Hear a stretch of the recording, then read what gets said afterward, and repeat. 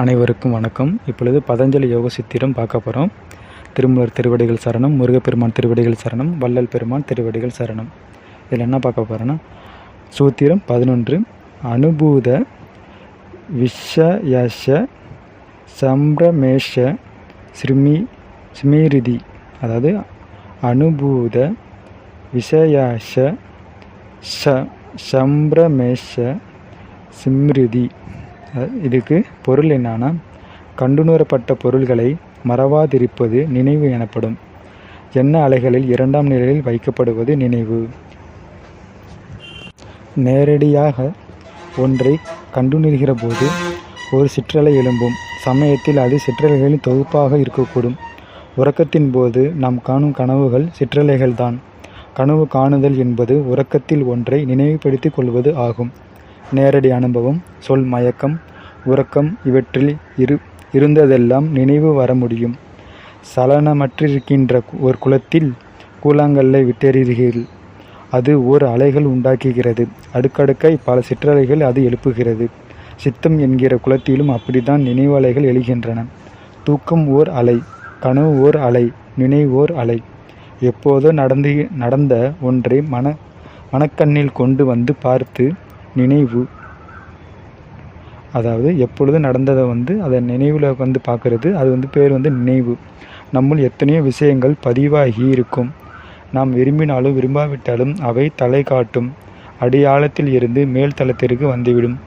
அலையில்லாத கடலோ நினைவில்லாத மனமோ இருக்கட்டும், அது இயல்புதான். ஆனால் ஒரு விஷயத்தை நீங்கள் எண்ணி பார்த்ததுண்டா? நாம் மனதில் ஆளுகைக்கு உட்பட்டிருக்கிறோமா அல்லது மனம் நம்முடைய அதிகாரத்திற்கு உட்பட்டிருக்கிறதா என்று. இதுதான் 11வது சூத்திரம். அடுத்த 12வது சூத்திரம். அபியாச வைராக்யாம் தன்னிரோத. அபியாச வைராக்யாம் தன்னிரோத. அதாவது பயிற்சி மற்றும் பற்றின்மையின் மூலமே நம் அவற்றை அடக்க முடியும். அபியாசம், அதாவது அபியாசம் என்பது பயிற்சி, வைராகியம் என்பது பற்றின்மை என்பது ஆகும். நாம் எதை செய்ய விரும்புகிறோமோ அதை மீண்டும் மீண்டும் செய்வது பயிற்சி. நம்முடைய செயலும் இந்த வாழ்க்கையும் நாம் மேற்கொண்ட பயிற்சியின் பலன், நம் பழக்கத்தின் விளைவு. பற்றினை என்கிற நிலையை ஏற்படுத்தி கொள்ள மனம் தெளிவாய், நம்மை நிறைந்ததாய், விவேகம் உடையதாய் இருக்க வேண்டும். குலம் அலைகள் பதிவு செய்கிறது. மனம் நினைவுகளை பதிவு செய்கிறது. ஒவ்வொரு விருத்தியும் நம்முள் விட்டு செல்கின்ற பதிவே சம்ஸ்காரம் ஆகும். மனப்பதிவுகள் நம்முடைய குணத்தை தீர்மானிக்கும். நம்முள் நல்லவை மேலோங்கினால் நல்லவர் என்கிறோம், தீயவை மேலோங்கினால் தீயவர் என்கிறோம். தீவைகளை வெல்வது எப்படி? தீயவையிலிருந்து விடுபடுவது எப்படி? நல்ல பழக்கங்கள் அதிகம் வளர்த்து கொண்டால் தீய பழக்கங்கள் நலிவுறும் போகும். நல்ல எண்ணங்கள் வலிமை பெற்றால் தீய எண்ணங்கள் விலகி செல்லும். தொடர்ந்த பழக்கங்கள் குணத்தை உருவாக்கும். தொடர்ந்த பழக்கங்கள் குணத்தை மாற்றியமைக்க முடியும். அடுத்து சூத்திரம் 13. தத்ரஸ்தியோத யத்னோஸ்பாஸ். அதாவது தத்ர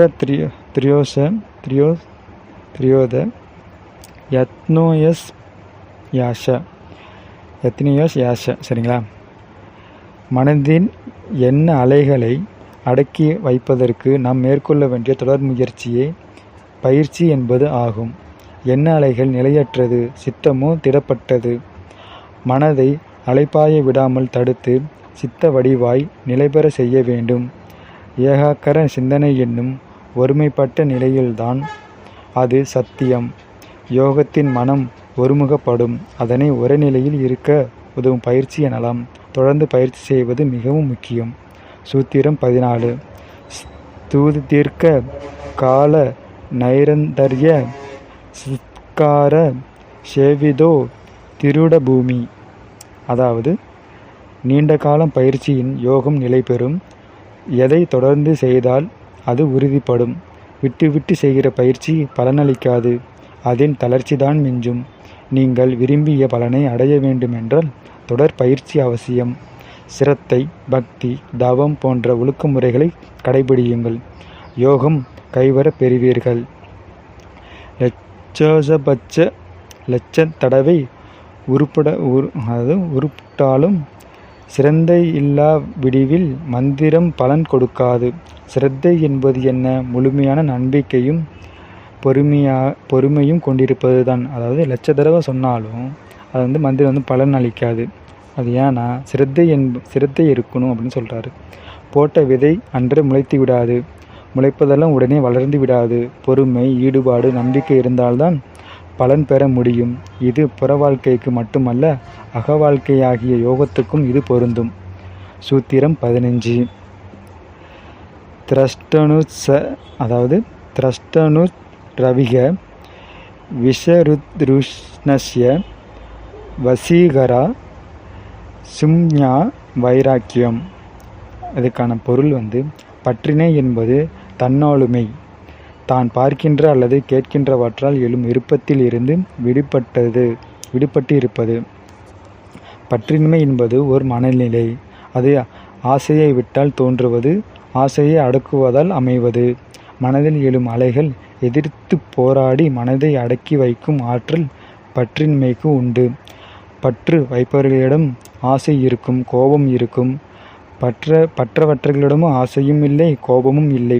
வாழ்க்கை மீதான பார்வை எல்லோருக்கும் ஒரே மாதிரி இருக்கிறதா என்ன? இந்த வாழ்க்கை துன்பத்தின் தொகுதி என்றான் ஏழை. என் வாழ்க்கை இன்பத்தின் இலக்கணம் என்கிறான் பணக்காரன். தன்னுடைய சொந்த அனுபவத்திலிருந்து துன்பத்தையும் அடுத்து வருகின்ற அனுபவத்திலிருந்து இன்பத்தையும் அறிகிறான். ஏழை வறுமையில் ஒழிக்க வேண்டுகின்றான். விருப்பமும் செல்வத்தை அடைய வேண்டுகின்ற ஆசையும் அவனுக்கு ஒரு சேர எழும்புகிறது. விருப்பம், ஆசை என்கிற இரு சக்திகளும் விருப்பமும் செல்வத்தை அடைய வேண்டுகின்ற ஆசையும் அவனுக்குள் ஒரு சேர எழுகிறது. விருப்பம், ஆசை என்கிற இரு சக்திகளும் அவன் தூண்டப்படுகிறான். வசதியானவனின் வாழ்க்கையை பார்க்கும் பொழுது புலனின்பங்களோ மிகவும் உயர்ந்த இலட்சியமாய் அவனுக்குள் தெரியும். அவன் தன்னுடைய தூண்டு சக்தியை அடக்குவது பற்றின்மை. ஆசை வடிவான விருத்தி எழாமல் அடக்குவதே வைராக்கியம். உங்களிடம் வைராக்கியமும் பற்றின்மையும் இருக்கின்றன. அவற்றை கொண்டு உங்களுடைய விருப்பத்தை, ஆசையை உங்களால் அடக்க முடியும். உங்கள் மனம் வலிமையுடையதாகி பற்றற்றிருப்பது எளிதாகும். பற்றின்மைக்கு ஒரே வழி முக்தி வழியாகும். விஷயங்கள் சீர்தூக்கி பாருங்கள். பாருங்கள். வைராக்கியம் தன்னால் வந்துவிடும். எந்த உணவும் கண்டபோது சிவிக்க தூண்டுகிறதோ அது கட்டாயம் உங்களை பிணிவாய்க்கு உட்படுத்தும். பணத்தை ஈடுபடுவதில், காப்பதில், வகுப்பதில் துன்பம் இருக்கிறது. வியக்கப்பட்ட பெண்ணின் அழகு வெறுக்கப்படுகிற நிலையும் உண்டு. இளமையில் உள்ளது முதுமையில் இல்லை என எண்ணி பார்த்தல் குறைபாடுகள் விளங்கும். இதுதான் இந்த நிலையோட ஒரு சாராம்சம் சொல்கிறாரு. இப்போ நம்ம இப்போ முதலாளிகள் இருக்காங்கன்னா, முதலாளிகள் தொழிலாளிகளுக்கு தேவையான ஒரு அத்தியாவசிய ஒரு இதை ஒரு கட்டமைப்பு அவங்களுக்கு கொடுக்கணும்.